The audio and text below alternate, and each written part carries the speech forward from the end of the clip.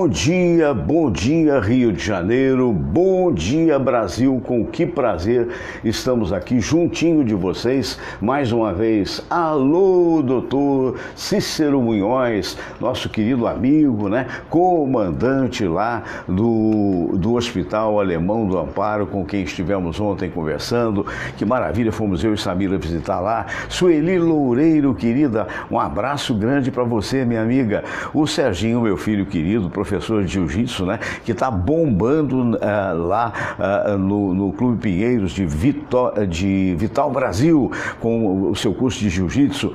Um abraço, Serginho. Pois é, alô você, Osmar do Breck já está aqui com a gente. Olha, vamos ver o Osmar lá. Osmar, dá um adeus aí para a moçada. Eita, tá aí o Osmar, que entre outras coisas está espanando aí o seu vídeo, né? Se for em Portugal, se você estiver vendo a gente, na verdade ele vai estar espanando, sabe o quê? O seu ecrã, né? Porque lá em Portugal não é vídeo, é ecrã.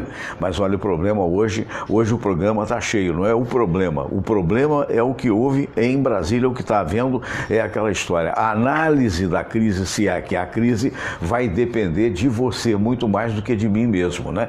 Eu tenho opinião que faltou habilidade de parte a parte. Essa é a minha opinião e eu não vou fugir dela. Então eu estou aqui, olha, até com tudo prontinho aqui para você ver exatamente como é que a coisa começou, não é? Mas nós vamos primeiro vou botar aqui para você, não é? Olha só, tem comentários os mais diversos aqui, mas essa aqui eu quero botar.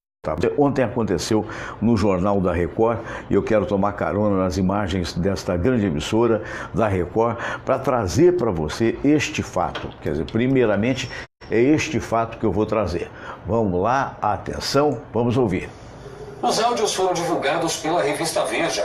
As mensagens revelam o descontentamento do presidente Jair Bolsonaro com a postura do ex-aliado. Bebiano marcou um compromisso com o executivo do Grupo Globo sem consultar o presidente. Gustavo, o que eu acho desse cara da Globo dentro do canal? Eu não quero ele dentro. Qual a mensagem que vai dar para as outras emissoras? Que nós estamos se aproximando da Globo. Então, não dá para ter esse tipo de relacionamento. Agora, inimigo passivo, sim. Mas trazer o inimigo para dentro de casa é outra história. Pô, você tem que ter essa visão, pelo amor de Deus, cara. Fica complicado a gente ter um relacionamento legal dessa forma, porque você está trazendo o maior cara que me ferrou antes, durante, agora, após a campanha, para dentro de casa. Me desculpe, como presidente da República, cancela, não quero esse cara aí dentro, ponto final. Um abraço. Pois é, aí manda um abraço e foi, digamos assim, os vários áudios que foram colocados, que vazaram pela revista Veja. Clenira Sebastião, Maurício Berger, um abraço. Esses áudios, eles vazaram e, na verdade, acontece o seguinte, de uma certa forma, seria natural que vazasse, até que o Fernando Pereira, lembrei do Fernando, um abraço, que o Fernando era presidente da confraria, o nosso querido amigo aqui, Osmar do Breck, é o atual presidente da confraria dos amigos do rádio, não é isso? Você está vendo aqui comigo, né? Enquanto a Samira ajeita lá no telão. Então acontece o seguinte, quer dizer, isso aí, onde é que está a gravidade desse assunto? É que todo o imbróglio aconteceu a partir de uma opinião do vereador Carlos Bolsonaro, que é o filho de Jair Bolsonaro, dizendo que o Bebiano teria mentido. E de repente, ao divulgar isso, seria natural que divulgasse isso, ele prova que não mentiu. Ele prova que houve sim vários diálogos, não só esse, através do Zap. Então ele foi chamado de mentiroso. O que se esperava, bom, você vai ver o que se esperava nos comentários de várias pessoas da melhor qualidade. Mas ontem teve um programa na Jovem Pan e eu vou mostrar para você nesse trabalho de edição essa coisa da Jovem Pan, não é? Já está aqui, deixa eu só tirar essa luz que ela atrapalha. A câmera pequena às vezes dá esse problema. Então nós vamos agora, quer ver? Olha só, onde fala o Bebiano fala aqui, vai demorar um pouquinho a entrar, porque é natural, é a coisa da internet. Eu só vou deixar passar essa fala aí, que é a fala da propaganda da Globoplay, incrível, né? Mas vamos lá, agora nós vamos, veja você. A campanha, mesmo durante a eleição, fui fazer entrevistas lá com o presidente Bolsonaro no Rio de Janeiro, a participação ali do ministro Gustavo Bebiano. Olha, ministro, nesse exato áudios aqui exibidos durante o programa, a gente vê que o presidente já tinha decidido a sua admissão, né? Ele foi ríspido e deselegante em alguns pontos e, enfim, isso já era uma decisão. Agora, oficialmente, ficou a versão de que se tratou de uma saída por conta dos laranjas do PSL. Mas na rede, o senhor está sendo atacado. Há vídeos mostrando que o senhor é um traidor e que teria vazado informações do próprio governo.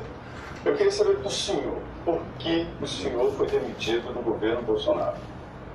Eu fui demitido, Zé Maria, pelo Carlos Bolsonaro. Simples assim. Na verdade, não era nem para ter assumido. Eu nunca pedi nada ao presidente. Desde o primeiro dia que eu comecei a ajudá-lo, eu disse que não queria nada, que estava fazendo um trabalho pelo meu país. Paguei muitas despesas do meu bolso, de viagens, minhas, né? Nunca dele, minhas.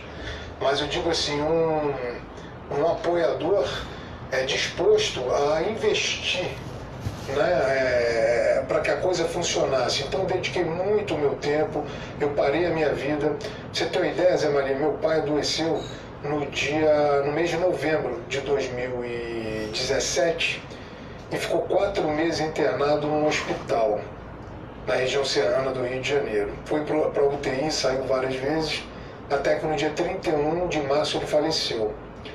As poucas vezes que eu vi meu pai nessa fase, ele dizia para mim: meu filho, vai embora, seu lugar não é aqui. E eu voltava para ficar ao lado do nosso presidente. Então, o que eu percebo, as pessoas que me atacam hoje de forma muito virulenta, muito agressiva, nenhuma dessas pessoas estava lá. Nenhuma dessas pessoas ajudou a conquistar o veículo para a eleição que foi o PSL. Nenhuma dessas pessoas ajudou a resolver os problemas judiciais que o presidente tinha, principalmente no Supremo Tribunal Federal. E outras coisas mais. Então, se eu quisesse atrapalhar, bastava não ter feito nada. A minha própria inércia já seria suficiente para que o presidente talvez não conseguisse nem o registro da sua candidatura. Então, a minha consciência está absolutamente tranquila, eu tenho consciência do que fiz e tenho certeza que o presidente também tem.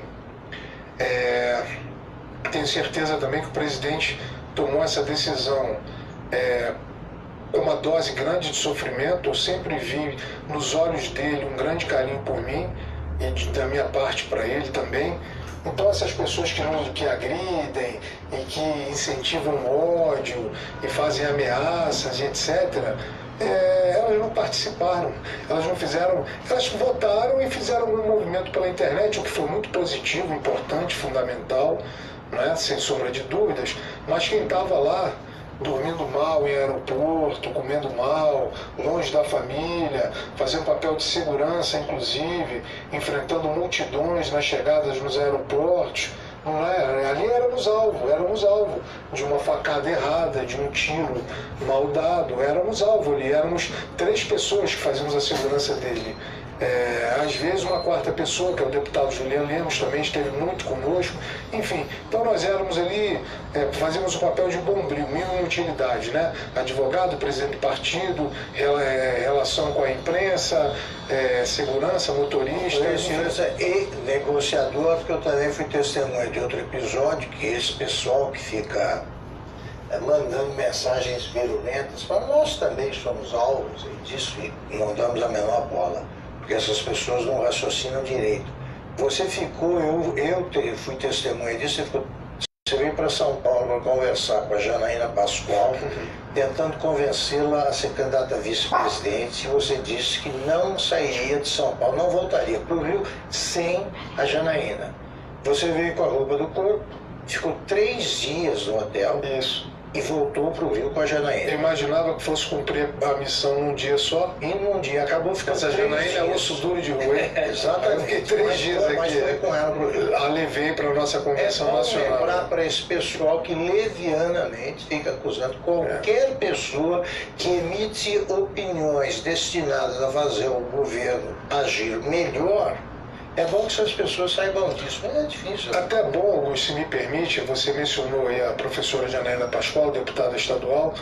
Ela é uma uma das pessoas, um dos seres humanos que eu mais tenho admiração, uma mulher de fibra, enfrentou o PT naquele momento difícil, praticamente sozinha, muito valente, muito destemida, muito inteligente, muito humana, uma mulher altamente espiritualizada, porque eu tenho o máximo respeito, o máximo carinho. E ela também é alvo desses ataques, porque ela tem opinião própria, tem luz própria, ela pondera, tem independência.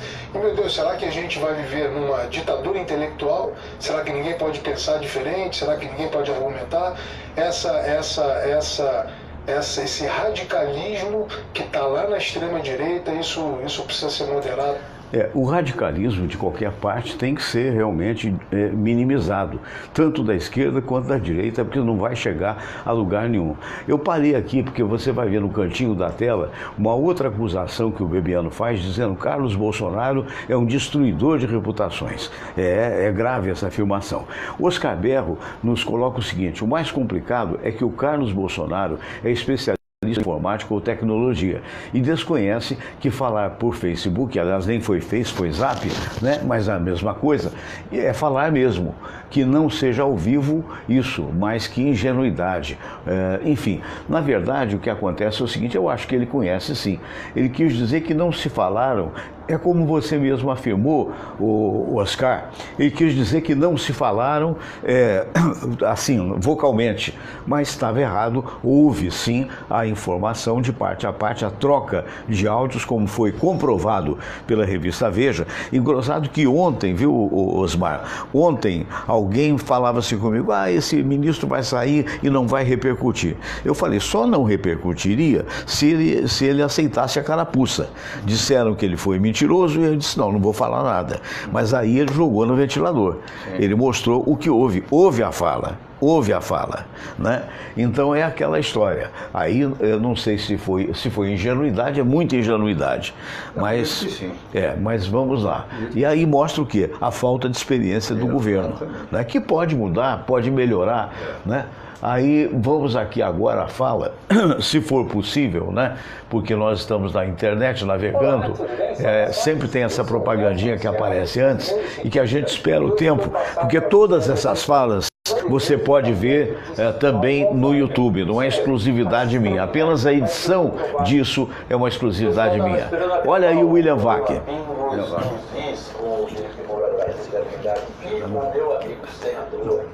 Augusto Nunes entrevistando o Gustavo Bebiano para vir aqui deixar algumas observações a vocês. É um dia de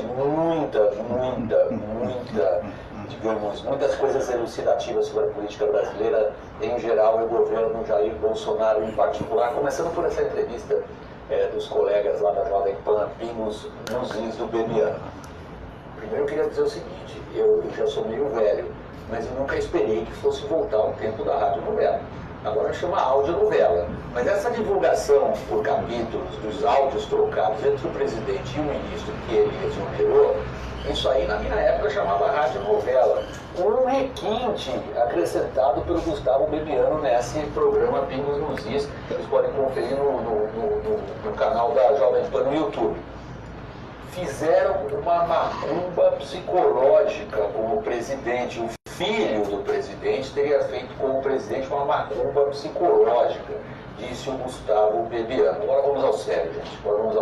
Está dizendo para vocês que foi um dia com coisas muito elucidativas sobre a política brasileira em geral e o governo Jair Bolsonaro em particular. Eu quero dizer com isso o seguinte: vejam, nessa entrevista do Bebiano, ele descreve várias vezes e involuntariamente ele dá uma ideia do peso da importância e do papel cada vez mais central. Que ele está na caixa de som, tá? 8, 9 militares e como eles se relacionaram desde a campanha até agora na organização e na tentativa de fazer o governo funcionar.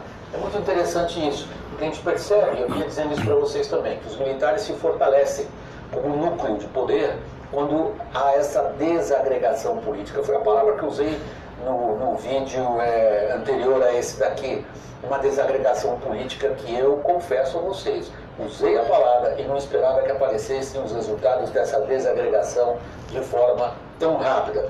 Vejam só, a gente não precisa de macumba psicológica ou magia negra ou qualquer coisa para entender por que o governo foi derrotado na Câmara dos Deputados na tarde desta terça-feira. A derrota foi infligida de maneira muito clara. O governo não soube se organizar para enfrentar uma votação a respeito de um decreto sobre sigilo. E a Câmara dos Deputados simplesmente derrubou esse decreto. Foi um claro recado. Até mesmo gente do governo votou contra o governo. Isto demonstra desagregação na articulação política. O PSL está onde agora, então? O partido do presidente é o maior. Veja, uma parte dessas brigas internas do PSL, isso a gente deduz a partir, por exemplo, do que o Bebiano conta, se dá o fato de que no Brasil política não deixou ainda de ser um negócio, continua sendo. E aí no caso do PSL era uma empresinha, partidinho, de um faturamento de 9 milhões de reais. Hoje, com esses quase 60 deputados e senadores, o PSL é uma empresa de 200 milhões de reais.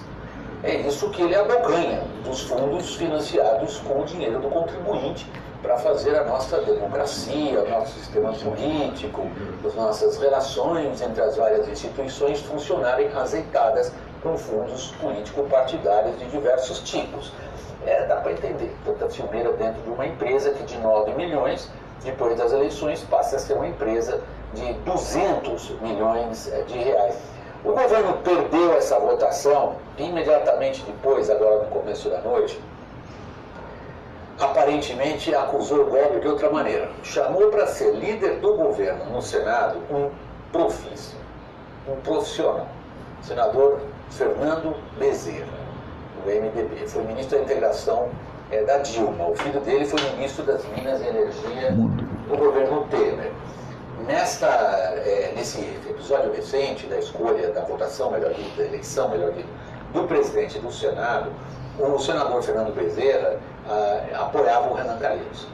Outro que foi eleito presidente, o governo atuou para que Renan Calheiros perdesse e Davi Alcolumbre acabasse eleito, mas percebam, e é digamos, uma comparação que eu fiz em outros vídeos também. Na hora em que as coisas precisam acontecer, são necessários os profissionais que fazem a máquina, no caso, o funcionamento do legislativo acontecer. A vinda do Fernando Bezerra como líder do governo no Senado é um sinal importante de reconhecimento das dificuldades de articulação. E outra coisa elucidativa, muito elucidativa hoje, da política brasileira e do governo Jair Bolsonaro, foi a apresentação do pacote anticrime do superministro da Justiça, Sérgio Moro. Veja o reconhecimento da política tal como ela é na apresentação desse pacote. Ele veio fatiado, basicamente em 2 grandes pedaços. Mais eu não vou entrar nos detalhes. São todas as questões relativas a penalidades, a execução de códigos, ao controle dos cárceres, a tipificação e a melhor dito, a maneira de cercar e atacar o crime organizado. O outro é a questão do Caixa 2. Caixa 2 tem a ver direto com o funcionamento do sistema político brasileiro. Como veterano observador que eu sou desse sistema, eu posso dizer aqui, sem acusar ninguém em especial, que nunca funcionou eleição no Brasil sem Caixa 2. Nunca funcionou sem Caixa 2. A ponto de ter se pensado, uns 2, 3 anos atrás, durante a Lava Jato, inclusive, um tipo de anistia para o Caixa 2. Tipo assim, meu bem, foi mal. Daqui para frente vai ser diferente. O que o Moro fez?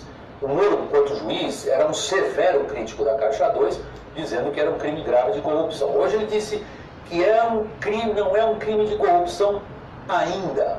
E ele tem razão, tecnicamente. Quer dizer, o Caixa 2 é um crime eleitoral, não está tipificado, e é isso que ele propõe agora. Então, no fundo, o que o governo está propondo, e o fez reconhecendo as resistências dentro do Legislativo, é a partir de agora tipificar o Caixa 2 como um crime grave de corrupção. É o reconhecimento da realidade política. Como todos sabemos, leis não podem retroagir. Então, se o Caixa 2 agora é crime, não era antes de ser declarado. Em outras palavras, não é bem uma anistia, o que a gente tem aí seria um exagero irresponsável da minha parte afirmar isso. Mas elucidativo da política e do governo Jair Bolsonaro é o reconhecimento dessas realidades. A expectativa do agente político sempre é em relação a comando e liderança.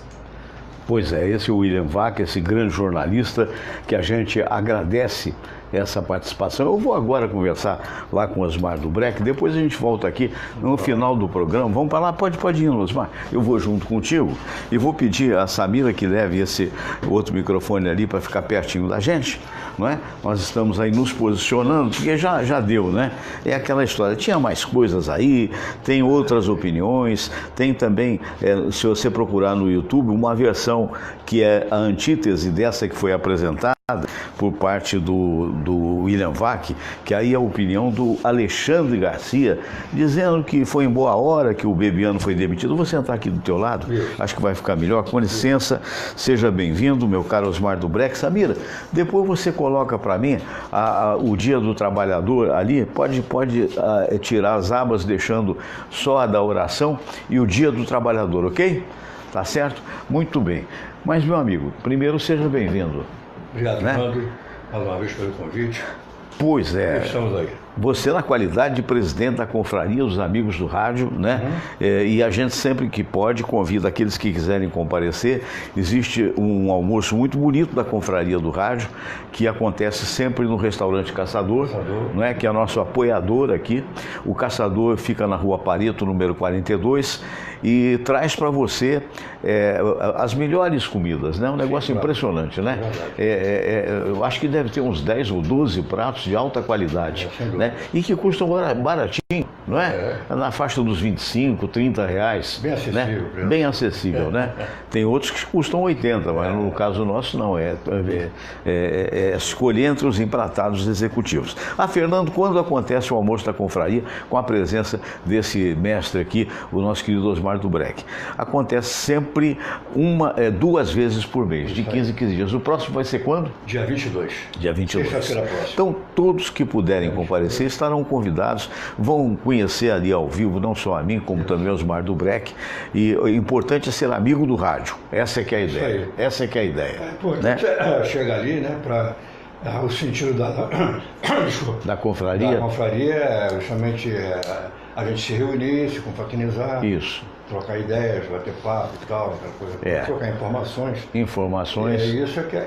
Essa é a nossa finalidade. E nós temos artistas que eventualmente comparecem, cantores, né? É um negócio muito legal. Sempre por volta de 1 da tarde, na Rua Pareto 42, restaurante O Caçador, pertinho da Santos Penha, atrás da UPA. Atrás da UPA.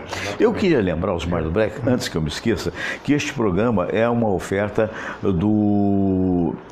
das espadas Katana, espadascatana.com.br. Você importa a Shotokan, que é a empresa, importa lá do Oriente autênticas espadas samurai, belíssimas, e você pode, sem dúvida, obter uma espada dessa, até financiado através desse site, espadascatana.com.br. Quero mandar um abraço para o Álvaro da Camélia Flores, que está sempre ali no Mercado das Flores, sempre foi amigo nosso. Álvaro da Camélia, grande flamenguista, junto com o Alvinho, junto com o Serginho, meu querido amigo de tantos anos, e com também o Robertinho, que atende as pessoas com a maior amizade. Muito bem, isso colocado, e seguro é no Bradesco. Bradesco Seguros. Não, vale a pena. Se você vai fazer um seguro, você vai lá, abre onde está Bradesco Online ou bradescoseguros.com.br, faz a avaliação de quanto será o seu prêmio e você vai ver que vale a pena, tá bom? Muito bem. Sem dúvida. Então, voltando aqui ao nosso assunto, que é o assunto palpitante do dia de hoje. Sim, né? O presidente Fernando Henrique Cardoso, numa entrevista 2 dias antes, a Rádio Bandeirantes, fez uma entrevista com os ex-presidentes. Então foi o Fernando Henrique e o Temer. Né? Mas o Fernando deu, em outras palavras, a entender que é muito comum no início de governo, o governo bater cabeça. Mas ele, Fernando Henrique, acha que o atual governo está batendo cabeça demais. Qual é a sua opinião? Fernando, olha, é um negócio, né? Forçosamente, queiramos ou não, nós temos que participar da política do país. Sim, não tem como, porque o resultado está na nossa vida. Às vezes eu fico um pouco desinteirado porque eu vou cuidar de outras coisas em relação à música e tal. Mas esse problema do Bolsonaro, eu já tinha analisado esse problema desde quando ele assumiu, desde quando ele foi eleito. E eu já tinha conversado com algumas pessoas, ele não vai ter um governo fácil, ele não vai governar com facilidade, ele vai sofrer muita pressão, entendeu? A oposição ele vai ser muito forte, principalmente de grupos, né? Interessados, grupos financeiros interessados em outras proposições que não essa que ele está apresentando aí, e inclusive a própria emissora que ele disse que é inimiga, né? Pois é, essa coisa do inimigo seria mais hábil se ele tivesse até dito que a Globo é adversária, digamos assim. Seria mais brando, né? Mais brando. E isso vai por conta, imagino, da inexperiência. Não é? Porque não é o fato de você ter sido eleito por 52 milhões de habitantes que vai fazer você experiente de uma... mas o cara tem 7 mandatos. Mas tinha 7 mandatos? 7 não, né? 7 anos de mandato, né? É isso mesmo? E tinha 3 mandatos, né? Uma coisa assim. Mandatos como não, tem até mais. Me desculpe a confusão. Acho que foi muito mais do que isso. Foi muito mais. Mas o importante é isso. É uma coisa como deputado. Deputado é uma coisa, presidência é outra. Né? O que ele vai aprender dessa situação é que o presidente não pode deixando registro vocal, ou seja, chamada ponta solta, né? Porque isso é uma coisa que você pode falar com um amigo pessoalmente. Com a representação de um país, você não pode dizer isso. Não é? Até porque gera todo esse imbróglio, né? Essa coisa do governo, esse episódio que o governo foi derrotado com relação àquela lei do sigilo, de tornar determinadas partes mais sigilosas, teve tanta confusão que até o presidente do PSL votou contra, que achou que confundiu. Quer dizer, o importante daqui para frente, outro dia o William Vac disse um negócio que eu queria a sua opinião. Ele falou, olha, gente, Palácio do Planalto é Palácio do Planalto, cozinha de casa é outra coisa. Então, se referindo, imagino, ao Carlos ter chamado o Bebiano de mentiroso. Sim. Né? A outra feita, o outro filho dele, quando disse que fechava o Supremo, bastava um soldado, uma caminhonete, fechava o Supremo. Quer dizer, a coisa é muito mais séria do que isso. Muito mais. Eu acho que aí, por exemplo, o Bolsonaro é um cara bastante experiente, ficou 20 e tantos anos lá no Congresso Nacional. 20 e tantos anos, eu falei bobagem, desculpe. Era no Congresso Nacional. Agora, os filhos, você deve convir que os filhos não têm experiência nenhuma. Tem experiência tecnológica, como essa coisa toda, pode ser muito boa informática. E parece que ele é experiência de vida. Não tem tato. Outra coisa, parece que a vaidade subiu demais a cabeça, dos dois. Não, e outra coisa... Esse desentendimento entre ele e o Bebiano, isso é pessoal. Do filho, do Carlos. Isso é pessoal. Alguma coisa aí que, tá entendendo? E que levou, que do pessoal passou pro político. O que é muito ruim para o país. Muito ruim para todos nós. Isso não pode acontecer. Não, e outra coisa, me parece que ele eu não tenho dúvidas que ele seja um grande pai, um bom marido, no caso do Bolsonaro. Sim. Só que no exercício da presidência da República, você tem que separar uma coisa da outra. Tem. E pai, às vezes, tem que ter energia, tem que chamar os garotos e assim, olha, companheiro, não se manifesta. Correto? Isso é um problema meu com esse ministro. Né? Se eu vou demitir ou não, é um problema meu pessoal. Agora, não publicamente. Porque nessa situação ficou mal tanto para o filho quanto para o pai. Porque é aquela história. Vieram de público dizer, não teve com ele. Falei 3 vezes. Falou mais. Ontem, é verdade que foi no Jornal Nacional, mas essa colocação aí eu dei da TV Record. Isso saiu na TV Record, o que vazou para a revista Veja. Ora, quem é que vazou? Aí sim, quem vazou foi Bebiano. E tem gente injustamente chamando de traidor. Eu mal conheço esse senhor, como também não conheço pessoalmente o Bolsonaro, e sou apartidário. Eu sou a favor do Brasil. Agora, é preciso que se saiba o seguinte, quer dizer, como diz o o VAC que você acabou de falar. Não pode ficar misturando estação. Se os meninos são inexperientes, ainda que um seja eleito senador e o outro deputado, esse pessoal é transitório.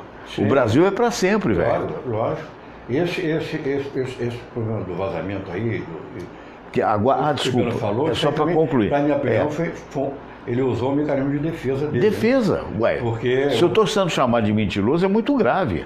Se eu presidi o PSL, correto? Durante a campanha, tirei dinheiro do bolso, como ele fala que tirou. Exatamente. Volto a dizer, não conheço pessoalmente, correto? De repente, é instado a ser ministro, não sei o quê, e alguém o chama de mentiroso, então é das duas uma. Ou ele entuba, ou ele não faz nada, ou ele vai fazer exatamente o que ele fez. Ele vazou para a mais importante revista do país, quer as pessoas gostem ou não.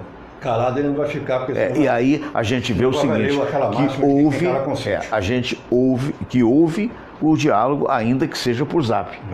Houve o diálogo de um e a resposta do outro. Isso aí. Vários, por sinal. Isso aí.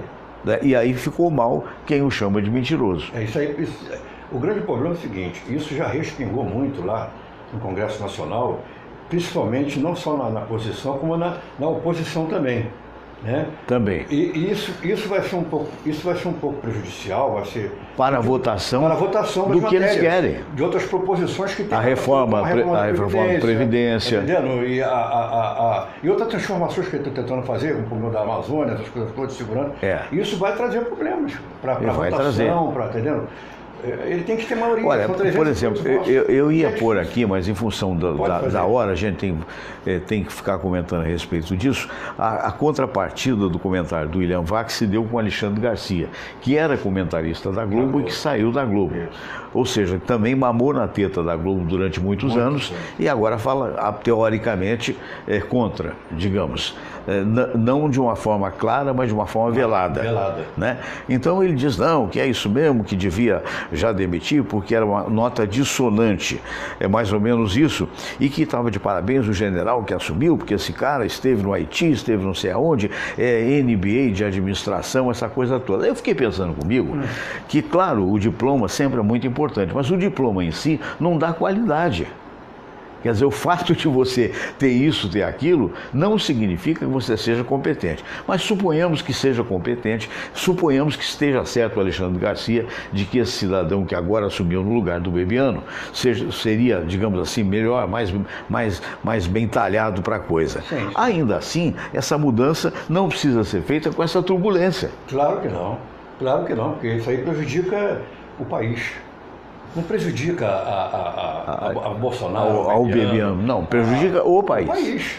O país, porque é o seguinte, aí as matérias que têm que ser votadas, elas não mandam. Elas não serão, vão ser, se forem aprovadas, vão ser com muita dificuldade. Isso é muito ruim. E outra coisa, eu acho que a emissora, a Globo, por exemplo, ela tem que olhar mais pelos interesses do povo brasileiro. Concordo plenamente. Concordo plenamente. Dela própria. Concordo plenamente. Eu acho que tudo começou, eu não sei em que momento, porque hoje está declarado ao país que o presidente Jair Bolsonaro, a não ser que se retrate, o presidente acha a TV Globo inimiga dele. Sim. Só que ele não esperava que no ato de exonerar o Bebiano, de posse dessa gravação, peraí, eu não sou mentiroso, coloca na TV. Aí compra uma briga que a gente não sabe onde é que vai parar. Num país endividado, num país que teve más administrações a partir do PT e se duvidar, em todos esses anos que vem por aí, e que necessariamente precisa de um governo que seja centrado, que pare com esse negócio de divisão do país, pelo amor de Deus. Sabe, essa coisa, outro dia eu estava vendo, digamos assim, suponhamos, eu acho tendenciosa, acho a Globo sempre foi um oásis com relação às demais, né? E isso é lamentável, porque num país de miseráveis, basta você passar na Avenida Brasil que você vai ver os cracudos vivendo praticamente ao léu. Basta você ver o estado do Rio de Janeiro com esse falante, o novo governador, que por enquanto está só falante, né? Você vai ver que faltam vaga para 16 mil alunos. Ontem eu falava 20, hoje o Pedro, como é que é o nome dele? Pedro Fernandes, que virou secretário de Educação, dizia que são 16 mil que estão faltando.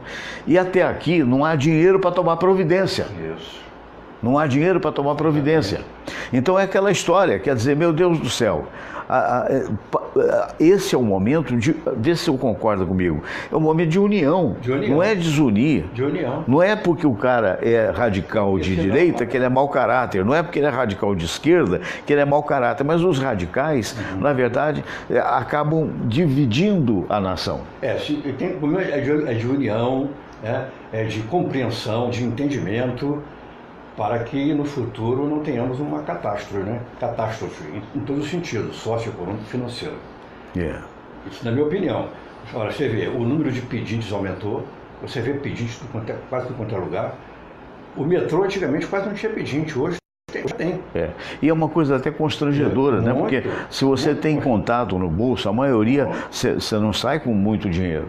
E você fica até com medo. Sim. Porque eu me lembro de um amigo que disse assim, não dou esmola na rua porque eu vou ter que tirar a carteira. Sim. E vamos supor, você tem R$30 lá e mais R$2. Sim, né? Exatamente. Aí o cara vê que você tem 30, você não sabe se aquele é um pedinte ou se é um assaltante. Isso agora, sem contar que nós já iniciamos o ano letivo, né? O ano letivo já iniciou. E tem alunos fora da escola, por falta de escola. Por falta de escola e falta de professor também.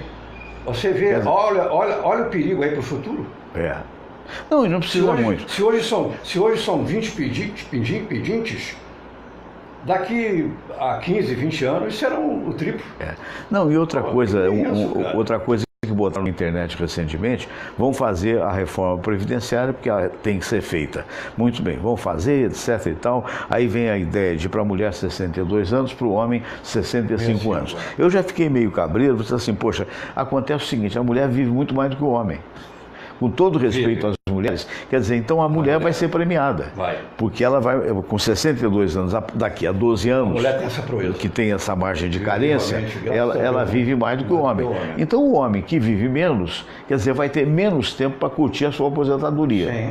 Mas isso é uma coisa discutível, vai ser discutível lá na Câmara também. Agora você vê uma coisa, por que então não modificar a aposentadoria do deputado que aposenta com 8 anos? Exato. Sabe por quê? Olha só. Eu não sou médico para entrar nessa área, mas biologicamente... Você é jornalista formado, não estamos falando de orelhada, não. Tem dois jornalistas aqui combativos, entendeu? E vamos lá. Mas biologicamente, você a partir dos 60 anos já começa a sentir a diferença no seu corpo.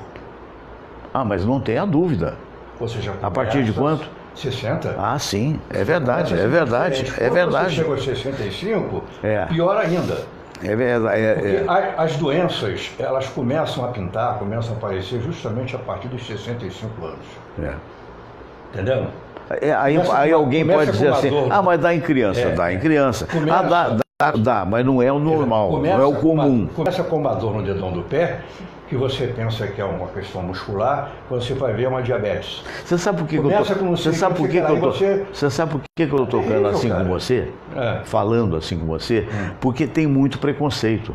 Tem gente que era assim, ele é sambista, é cantor, então não tem informação. Nós estamos falando com um jornalista formado pela faixa, correto? Então é isso que tem que parar. Tem pessoas que dividem o Rio de Janeiro em Zona Sul e Zona Norte, não é? Então a Zona Sul é mais bonita, é mais bem tratada, é verdade. Mas a Zona Norte tem muita gente de valor, é só por isso, mas continua. Até porque Vinícius de Moraes era diplomata e gostava de samba e era sambista também. E tantos outros. E tantos outros, né? E tantos outros. E isso aí é uma coisa que não tem muito fundamento não, porque se você observar bem, principalmente hoje, nas escolas de samba, o que tem de gente de nível superior que vai lá beber na fonte da água da escola. PhD em certas coisas que você não está Você nem imagina. Exatamente. Ou você pensa que se põe uma escola de São Virgínia com essa estrutura toda, com pessoas leigas. Não, senhor. É de Rosa Fernandes até o presidente e assim vai. O presidente, por exemplo, da Portela, antes era do Departamento Cultural, que é meu amigo. Certo. E foi amigo do meu professor, que foi Ivan Cavalcante Proença, que foi quem fez a minha monografia. Foi professor da Samira também, na então, Federal. É por aí. No pré-vestibular. O que acontece é o seguinte, eu não sou especializado em política, mas eu tenho o conhecimento através da leitura, através da televisão, através de informações que eu também obtenho, entendendo? Então eu não sou nenhum cientista político, nem preciso ser para você conhecer política, basta você se informar. Claro, lógico. Eu trato muito de música, né, da arte em si, em geral, mas você tem que levar em consideração que nós, por exemplo, que saímos de uma faculdade, nós podemos ser cru até na técnica, no dia a dia, mas teoricamente não. Exatamente.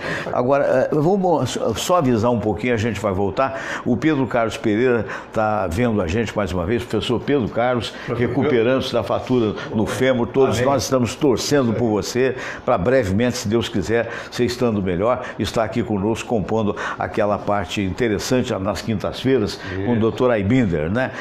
Tem a Elaine Farias, é isso, Samira?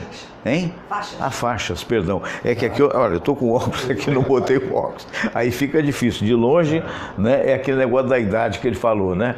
Então Eliane Faixas, né? Muito bem. Você botou vamos ver que esse samba. Pera, eu vou contar uma historinha rapidinho. O samba maravilhoso do Trabalhador, gravado pelo meu amigo Osmar Dubrec, que já vem na estrada há muitos anos, que é da ala de compositores da Portela, e você vai ver como é que um jornalista se transforma em sambista ou como um sambista se transforma em jornalista. Vamos lá. Dia do Trabalhador, nós vamos ouvir, não é, com o nosso querido amigo, o Osmar Dubrec. Minha gente, vamos lá, Samira, vamos lá.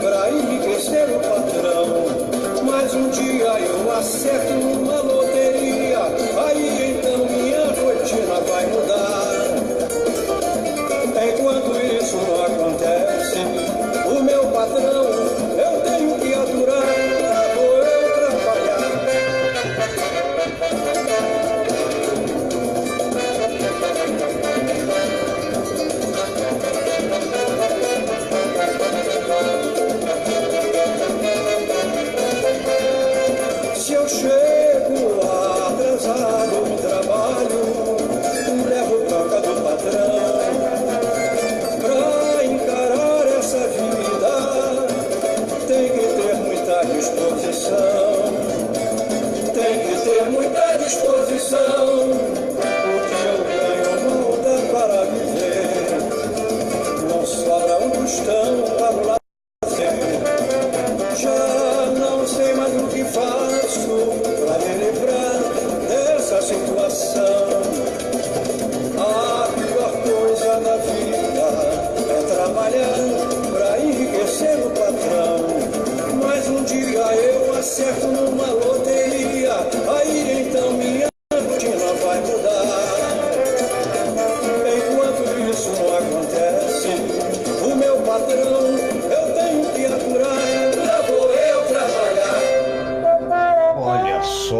aplausos gerais. Ei, aplausos para o nosso queridíssimo amigo, o Osmar Dubreck, sambista, jornalista, presidente da Confraria dos Amigos do Rádio do Rio de Janeiro, né? Essa cidade linda que, infelizmente, hoje ainda tem problemas os mais diversos, mas quem sabe um dia muda, né?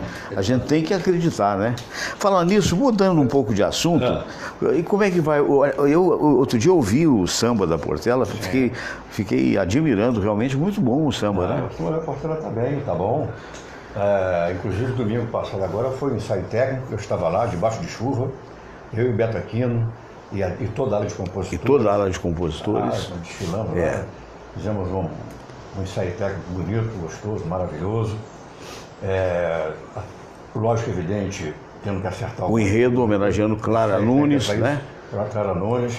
A Portela vai vir realmente com um desfile muito bom, muito bonito. A Portela vai ensaiar, vai fazer um ensaio técnico, sabe? Sei. Um ensaio assim, não é muito... Porque o samba, o próprio samba, que a Clara Nunes é uma pessoa muito querida, né? Acreditamos nós, portelenses, que quando o samba está na avenida, o público vai ovacionar, vai cantar junto, a gente da Portela, porque o enredo realmente pede isso, e o enredo é muito bom. O enredo é bom e a turma é boa, né? Sim, que maravilha. E a tua carreira, você conseguiu estava vendo ali, conseguiu um patrão com cara de patrão no clipe. Ali é uma corretora de imóveis. É uma corretora de imóveis aqui em Vila Isabel. Que não é seu patrão, que não é meu patrão. Na vida real, Ainda né? bem que não, né? Mas eu já tive patrão assim, porque eu cheguei atrasado algumas vezes. Sei. Quem nunca chegou, né? Algumas vezes e tal. Sempre tem a bronca do patrão. Exato, a bronca do patrão. E eu tinha que me explicar. Explicar, cheio de conversa e tal. Cheio de conversa. Fala, ele já ganhou na loteria, não? Que no samba fala para ganhar. Ainda não, passo raspando. Já passou raspando. Né? É mesmo? E aí deu um din-din na ocasião, não? Alguma coisa. Uma porcaria, na quadra, né? Não foi na susto. Ganhando bicho de vez em quando. É verdade. Olha só, o tempo... Eu gosto de jogo. E outra coisa, além de gostar de jogo, eu sou a favor da reabertura dos cassinos. Eu também sou. Aliás, eu vou elaborar uma proposta, um texto, para mandar lá para Brasília, para Bolsonaro, para ver se ele absorve essa ideia. Eu acho difícil porque a mulher dele é evangélica, e os evangélicos são contra o jogo. Eu estou falando isso aqui, mas eu estou sabendo, é sabido que lá no Congresso Nacional... Mas vale tentar. Ela está engavetada. Vale tentar. Já tem essa proposta lá. Ela está engavetada. Está engavetada. Você sabe que quando a gente sai fora, aqui, não só nas cercanias da América do Sul, como para outros lugares, você observa que o jogo ele é localizado, tanto no Peru quanto no Uruguai. Quer dizer, você tem cassinos, mas os cassinos não são em profusão. E, na realidade, eles trazem não só turismo, como, digamos assim, possibilitam muito mais segurança ao país. Claro, muito mais segurança. Você vê o país, né? Isso aí incrementa a economia, abre frente de trabalho, enfim. É verdade. Lógico, porque o Dutra acabou com isso em 45 e de lá para cá melhorou o quê? Não, em nada. E você aumentou. Exatamente. Eu me lembro que cheguei no Rio de Janeiro, vindo de Minas Gerais, quando eu morava em Juiz de Fora, fui nascido em Cruzeiro, tenho que sempre falar isso, Cruzeiro, São Paulo, mas eu fui para Juiz de Fora com 2 anos de idade. E voltei aqui para participar do rádio, cheguei aqui com 19, 20 anos, em 1970.